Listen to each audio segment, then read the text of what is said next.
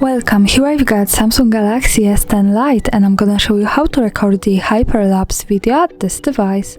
So at first we have to tap on the camera button to open it, and for now we are in the standard photo mode. Let's change it by using this settings bar and just simply going to the right to more. Here we have access to other modes of this camera, and one of this is the Hyperlapse, so let's pick it. Here we are. Now we can start recording this kind of video by using this big button, the shutter, and let me start now to show you how it works. So this is my object. I'm going to move it slowly because the hyperlapse should speed up the original video.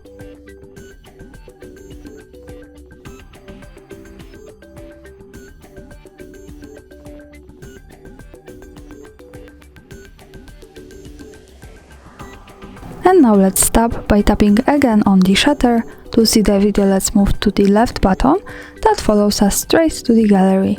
And this is our hyperlapse video, so it's pretty fast. Thanks for watching, subscribe our channel and leave the thumbs up.